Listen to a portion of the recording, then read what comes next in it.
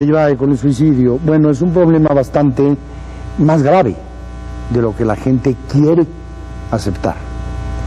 Y es algo que amenaza a la sociedad mexicana bastante más de cerca de lo que la gente sabe. Es lo que nos ha estado diciendo desde el programa pasado el doctor Federico Ortiz Quesada, cuando señaló un estudio reciente que hace ver que el 40% de la juventud mexicana está en estado deprimido o depresivo. Y cuando el 40% de la juventud de un país va en el camino de la depresión, al país no lo espera nada bueno, nada bueno. Ahora dejemos que el doctor Ortiz Quesada nos siga diciendo estas cosas de las que no sabemos médicamente, por favor. Bueno, médicamente, como usted señala, consideramos a la depresión como una enfermedad, como una alteración psiquiátrica, cualesquiera que sean sus causas, porque hay muchas causas. Hasta ahorita nos hemos concretado en explorar más los aspectos psicosociales, pero también hay causas de origen biológico. Lo cierto es que si nosotros investigamos las alteraciones psiquiátricas asociadas a la depresión, vamos a encontrar que el suicidio es 500 veces más frecuente entre las personas que tienen alteraciones psiquiátricas asociadas a depresión. Y esto se ha observado en países desarrollados, y otra vez de nuevo serían una serie de factores psicosociales. Diversos estudios han indagado en este sentido y han hecho ver que conforme diversos estados ingresaron hacia la modernidad, comenzaron a tener actos autodestructivos, como podría ser el alcoholismo, que es muy grave, o el suicidio en forma creciente y alarmante. En este momento, por ejemplo, en Estados Unidos, si uno toma las estadísticas de los últimos 20 años, uno ve que el suicidio es 3 veces más frecuente en jóvenes de lo que fue hace 20 años. Esto quiere decir que es 300 veces, o 300% mayor de lo, ahora de lo que fue hace 20 años. Y es que las sociedades modernas tienen un correlato de falta de solidaridad, de soledad, de competencia, de estrés, que llevan a las personas a sentirse con problemas afectivos. De hecho, los problemas principales que llevan a la depresión son alteraciones de la afectividad en un principio, que luego se tornan ya problemas francamente patológicos. En un principio un problema o una alteración de la afectividad puede resolverse con una plática o con una charla amistosa, pero dejada a largo plazo ocasiona alteraciones bioquímicas en cerebro que requiere una depresión de tratamiento médico. La depresión es un fenómeno que no es nuevo en la humanidad, pero que sí se ha incrementado en forma importante. ¿Y por qué insiste usted tanto en la juventud? Bueno, insisto en la juventud porque es nuestro futuro. Ya, digamos, doctor, díscolamente, que a mí me importa bastante poco el futuro. Para lo que me queda de vida, lo que me importa es el ahora. ¿La gente madura se suicida menos que los jóvenes? No, también hay suicidios en ancianos. Santo Dios. También hay suicidios en personas de edad madura. Pero lo que es importante es que una gente como usted, y lo voy a tomar como ejemplo, me voy a permitir hacerlo, sería imposible que se suicidara, imposible, porque usted le ha dado sentido a su vida. Usted es una gente creativa, usted ha escrito. Son las gentes que no le han dado sentido a su vida, aquellas gentes que son proclives al suicidio. Y el sentido que la vida tiene es el sentido que uno quiera darle. Bien ahí, le pongo un problema. Arthur Koestler, autor al que usted conoce muy bien, llega a determinada edad con una vida riquísima y se pone de acuerdo con su esposa y se matan. Si alguna vida en este siglo ha tenido sentido, ha sido la de Arthur Koestler. Sí. Pero se mata. Sí. ¿Por qué? Sí, él se mata porque tiene cáncer. Entonces él decide morir antes de caer en una vida improductiva. De ahí que la importancia de la definición del suicidio sea tan... tenga uno que llegar mucho a lo concreto. En ese sentido hablaba yo de que no podemos generalizar. Mire, hay casos famosos, Cato, Sigmund Freud, toda una serie de personajes que con una gran lucidez se suicidaron. Han decidido dejar. Decidieron, pero eso es otra cosa, porque ellos a lo que tuvieron miedo era a la incapacidad mental, a la invalidez, a que su vida perdiera el sentido. Ya. Estaban a punto de la pérdida de sentido de su vida. Imagínense no ser capaz de pensar. Yo creo que cualquiera, o usted o yo, ahí sí optaríamos por el suicidio, a no ser capaces de pensar, a no ser capaces de llevar esta vida en donde lo único que nos conecta con la humanidad, con eso que llamamos Dios, es el pensamiento. Evidentemente. Entonces, la depresión es más natural en la juventud. No. La depresión... Tampoco. No, la depresión es un fenómeno que comenzamos a advertir en la ciudad moderna. Hablé de esta estadística de los 16 años, porque es la estadística que se hizo por un médico de la Escuela Médica de Estudios Médicos de Zaragoza, de la ENEP Zaragoza, que me sorprendió notablemente. Pero la depresión es un correlato que se ve a todos los niveles. Yo le podría hablar de la depresión después de los 40 años, en la mujer, cuando los hijos se casan, cuando se queda sola, cuando no ha tenido una función creativa. Claro. A esto le llamamos depresión reactiva y se observa comúnmente en las mujeres. Lo que lleva a la depresión es, en una primera etapa, el duelo, la pérdida del objeto, la pérdida del sentido de la vida, y en una segunda etapa ya las alteraciones bioquímicas. Ya. Pero el que exalte yo en alguna medida o que haya pretendido hablar de la juventud, porque es una preocupación, la juventud no tiene por qué estar deprimida, de ninguna manera niega la posibilidad de que una persona arriba de los 50 años se deprima y se suicide. Claro, no niega la posibilidad. No, de hecho se ven con mucha frecuencia Ya. los suicidios en personas que ya sienten la proximidad de la invalidez y toman esta decisión. En nuestro medio tenemos el caso de Torres Bodet. Ya, Yo por no ejemplo. espero a la muerte, dijo él, la convoco, y Ya. se dio un balazo. No está mal, ¿no? Fue elegante. Fue muy elegante, sí. Sí, yo hablé ya del caso de Torres Bodet aquí. No que me opusiera, por Dios, a seguir pensando en la juventud. Evidentemente la juventud es el futuro de este país. Y pronto serán maduros y un poco más pronto serán viejos, ¿no? Entonces les tocará hablar de la juventud. Claro, simplemente me importaba mucho saber si en la juventud hay más posibilidad de depresión que en la edad adulta o madura. Todo depende de las circunstancias. Mire, hay una serie de factores que conducen al suicidio y a la depresión como alteraciones. Uno de ellos sería la pérdida de la autoestima. Por ejemplo, una gente que está enferma puede llegar a suicidarse y a deprimirse. Sí. Por cierto que las enfermedades más comunes que conllevan a la depresión y al suicidio son las enfermedades de origen respiratorio. Si en un 25% de los casos, si uno toma todas las enfermedades. Sí. En cambio el cáncer, que se piensa que tiene una relación con el suicidio, únicamente es de 1.3% en el hombre y 1.9% en la mujer, lo cual hace ver que hay una gran diferencia. Se ha pensado el por qué las enfermedades respiratorias son más comunes y se ha llegado a establecer la hipótesis de la anoxia cerebral, la falta de oxigenación del cerebro. Claro. ¿Quién sabe si sea esto o la angustia de no poder respirar? La gente se está asfixiando continuamente. Ya. Esta es una. La otra sería la hemodiálisis o los trasplantes renales, que quiere decir que a la gente cuando los riñones no le funcionan tienen que ponerlos en una maquinita que les lava la sangre o tienen que ponerse unos aparatos en el abdomen para lavarles la sangre.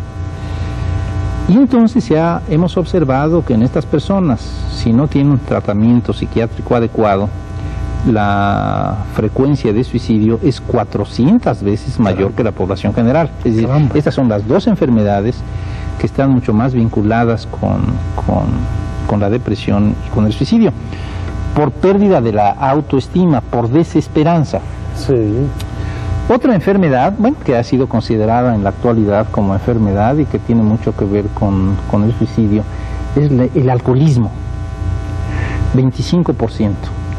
Y si uno hace la asociación alcoholismo-depresión, el 75% de ellos está vinculado con el suicidio. Entonces, alcoholismo como enfermedad es otra de las causas que conducen al suicidio y hacia la depresión, porque el alcohólico, en grado exagerado, de alguna manera es un suicida en potencia. Bueno, desde luego. Ya el mismo hecho de entrar en el alcoholismo, pues es una forma de suicidio. Que además, por otro lado, conlleva una pérdida de estima de sí mismo, ¿no? Claro, claro. La pérdida también del ser querido. Ya. Es otro de los factores que han provocado suicidios en muchas personas. Los divorcios han provocado muchos... ¿Sí? Sí. Podemos ver el divorcio como una de las vías del suicidio. Causal de depresión y causal de suicidio. En la sociedad actual. Sí. Más frecuente de lo que yo me imagino, por ejemplo. Yo no suponía que fuera tan frecuente. Yo sé que el divorcio acarrea profundos desequilibrios de orden psíquico. Estoy hablando en los jóvenes, ¿eh? Los jóvenes, sí, aquí en los jóvenes. Los hijos chiquitos, o los jóvenes por debajo de 6 años, que ven que se les rompe su familia, que ven la separación de los padres y que en un momento determinado el mundo comienza a perder sentido. Claro. El padre y la madre son mucho más importantes de lo que habitualmente se supone. De lo que suponen el padre y la madre. Entonces, muchas veces deberían de pensarlo, darle un doble o triple pensamiento. ¿De qué país habló usted de niños suicidas? Japón. Japón. El Japón actual. Niños suicidas. Sí, de niños de 7, 8 años. Se sabe que ha preocupado mucho y ha alarmado, porque los niños se dan cuenta que si reprueban en un examen no tienen derecho a ingresar a la secundaria, a la preparatoria y a la universidad, y pierden toda la vida que tienen por delante. Es decir, el factor de competitividad en este caso se convierte en un factor de desesperanza. Claro. Entonces los niños desesperanzados terminan por una situación tan grave. Toda la sociedad moderna, y este es uno de los aspectos negativos de la modernidad, ha vulnerado profundamente al hombre. Qué hermosa frase, y difícil de explicar después de una pausa.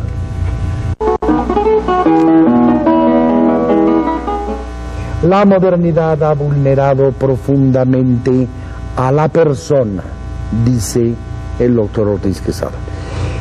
Le pido que nos diga velozmente qué es modernidad y cómo es, si nos tiene tan orgullosos la modernidad, que nos ha vulnerado profundamente, es decir, que nos ha debilitado, que nos ha vuelto frágiles. Por favor. Porque nos ha aislado. Mire,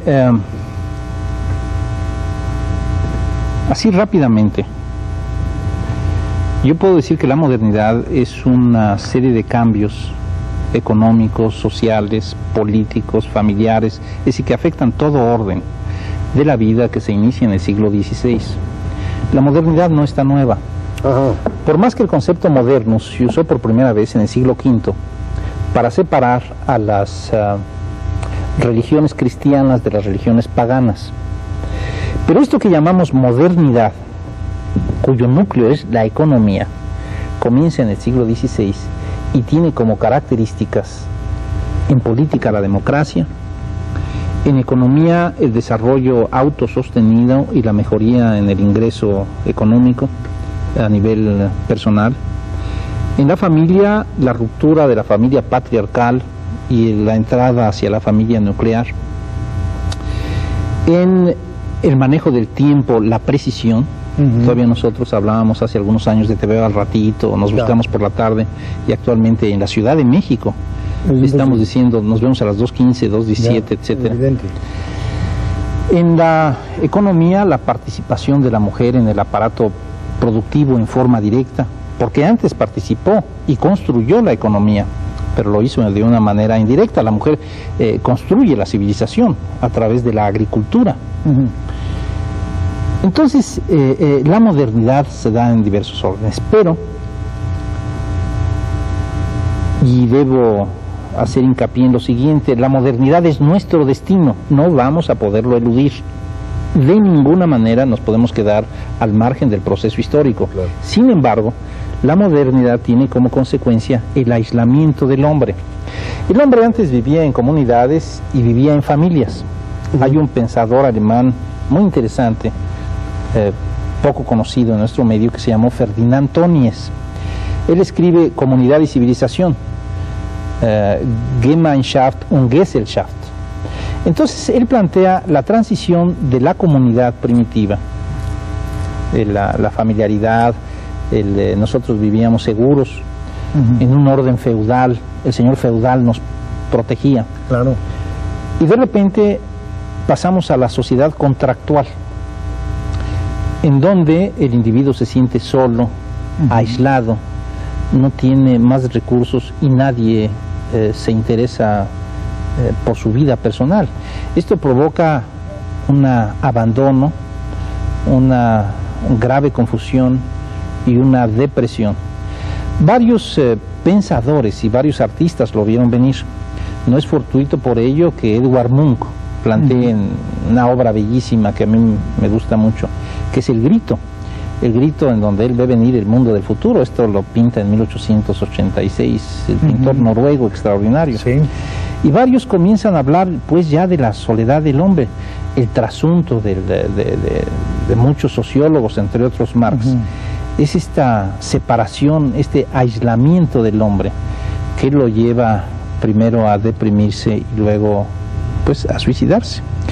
Modernidad es cada quien para su santo. De alguna manera. Se acabó el cobijo del grupo, el cobijo de la tribu, el cobijo patriarcal, el cobijo de la sociedad pequeña y tradicionalmente arreglada a vivir conforme a reglas precisas. El cobijo del amigo. Valga la redundancia, el cobijo del amigo. Se acaba. Sí, fíjese usted, por ejemplo, en política nosotros hacíamos una política de amigos. Sí, ahorita ya comenzamos a tener una política de partidos. Antiguamente en México no existió una política, sino existieron grupos de amigos que accedían al poder. Es cierto. Y ahorita comienza ya a existir una situación de confrontación de ideas políticas. Bueno, este es el tránsito. Sí. Entonces la gente gana en un aspecto, pierde en otro. Gana en un sentido democrático, pierde en un sentido emocional. ¿La cantidad tiene que ver con esto? Seguramente. Ya. Seguramente el hecho de que nos hayamos hecho tantos en el mundo ha contribuido en forma decisiva. Nosotros en la sociedad feudal, y estoy hablando del siglo XVI, en todo el mundo éramos 500 millones de habitantes. Lindo mundo aquel. Ahorita hemos superado, somos 6.000 millones de habitantes en el mundo. La Ciudad de México a principios del siglo, en 1900, tenía escasamente 500.000 habitantes. Ahorita la Ciudad de México tiene una cifra superior a los 23 millones de habitantes. Es decir, la Ciudad de México a partir de los años 50 creció 45 veces, en tanto la República creció únicamente 5. Entonces, toda esta serie de planteamientos comienzan a provocar toda una serie de visiones a las cuales no estábamos acostumbrados, de cambios, de competitividad, de transformaciones que van más allá de lo ideológico y que comienzan a ser transformaciones en el estar en el mundo, en un sentido heideggeriano de término. Nuestro estar en el mundo se ha visto alterado por toda esta serie de cosas. Aquí hay dos cosas. Aquí la política era un grupo de amigos, por eso se hablaba de la familia revolucionaria, un grupo de cuates que se iban sucediendo unos a otros. Claro. Bueno, una de las características de las causas y de los resultados, todo al mismo tiempo, de la visita del Papa Juan Pablo II se llama. Wojtyła, el Papa Wojtyła. Va a ser esto, que vamos a ver ya con toda claridad el país ordenado en dos grandes vertientes, o dos grandes partidos si usted quiere, o dos grandes opósitos. Claro. La visita del Papa va a provocar, o es un resultado de eso. Sí. Y otro comentario, es mucho más trascendente de lo que parece la visita del Papa. Sí. Usted va a ver cómo crece la extrema derecha en este país de modo ya francamente ideológico, francamente político, francamente participante. No digo si es bueno o malo, lo digo nada más. Pero en otra cosa, tal como David Hume sugiere, podría un poco componerse la el mandato, la orden de Dios Padre. Creced y multiplicaos. Parece que le faltó decir, pero no tanto, grandísimos canallas, no tanto, porque eso es lo que nos trae la modernidad y esto es lo que nos trae tanta desventura, ¿no es así? Sí, sí, pero así como va a crecer una corriente de pensamiento, va a crecer la opuesta. Las polaridades siempre se dan. Adversa. Y entonces en la discusión va a haber un progreso para el país, porque vamos a tener que acceder a un lenguaje mucho más honesto, menos oculto. Entonces, acuérdese lo que decía un pensador, un filósofo alemán, Marx: la lucha de clases es el motor de la historia. Es decir, en el momento que nosotros comenzamos a acceder a un pensamiento mucho más, estar más comprometidos con nuestra creencia, vamos a poder desarrollar de una manera más adelantada nuestra sociedad. Por otro lado, respecto a la tercera aseveración que usted hizo y que tiene toda la razón del mundo, la humanidad ha crecido en forma exagerada. Si nosotros tomáramos un reloj y lo pusiéramos como un calendario y viéramos que en enero y en febrero se formó el mundo y en marzo aparecieron las primeras células y en junio comenzaron a aparecer así sucesivamente las primeras formas de vida, nos daríamos cuenta que la aparición del hombre como Homo sapiens sapiens sucede a los 15 para las 12 del 31 de diciembre. En esos 15 minutos hemos tenido la explosión demográfica más brutal que ha existido. Solo hay otro mamífero comparable al hombre en su crecimiento, que son las ratas. Sí, ¿verdad? Esto para tristeza nuestra y para un golpe a nuestro ego terrible. Sí, pero este crecimiento, que ha sido exponencial, ha sido un factor que ha contribuido a la separación, al extrañamiento del otro ser humano, y con ello a la enajenación del otro y de sí, que es una forma de deshumanización. Los médicos hemos sido acusados de ello, y hemos sido acusados de una manera, en un sentido filosófico, porque hemos contribuido al desarrollo con toda la serie de técnicas. Sí, muchísimo, cosas. Muchísimo. El promedio de la esperanza de vida al nacer en México, en 1900, era de 23 años. Caramba. Y ahorita ya comienza a ser de 75. Caramba. Sí, yo me temo que usted tenga la culpa de que muchos bribones que deberían ya estar descansando anden todavía para acá y para allá, llenos de salud. Sí, sí. De alguna manera, me siento culpable. Usted tiene la culpa de esta modernidad, de esta soledad, de este desamor, de este enfrentamiento de unos contra otros. Yo soy víctima. Cuando los vea necios, déjelos morir. Ay, ¿qué más quisiera yo, don Ricardo? ¿Qué más quisiera yo? ¿Qué problema tan grave? ¿Cómo lo continúa? Bueno, estábamos hablando de toda esta serie de factores de modernidad, de la vida moderna y de la depresión. Sí, señor. La depresión y el suicidio ciertamente se han incrementado de una manera muy acelerada en los últimos 150 años. Ya. Y esto se ha visto que lo mismo ha acontecido para Suiza, Suecia, Estados Unidos, Francia. Lo que es importantísimo es que el reconocimiento de estos hechos, de la modernidad, de la depresión, del suicidio, si fuéramos inteligentes, nos permitiría evitar transitar los caminos de desesperación y de tristeza por el que han transitado otras naciones. ¿Eso es posible? Si fuéramos inteligentes. Pero sí sería posible. En el hecho evidente de que usted y yo somos dos personas con cierta dosis de inteligencia, aunque esto no vaya a ser posible jamás, sí puede ser posible dentro del pensamiento que podemos armar aquí. Sí, sí se puede, sí es posible. ¿Se compromete usted a decirlo en el próximo programa? ¿Cómo sí es posible? Ah, por supuesto, claro que sí. Dirá cómo es posible evitar los caminos de la depresión en el próximo programa. Gracias. Hoy.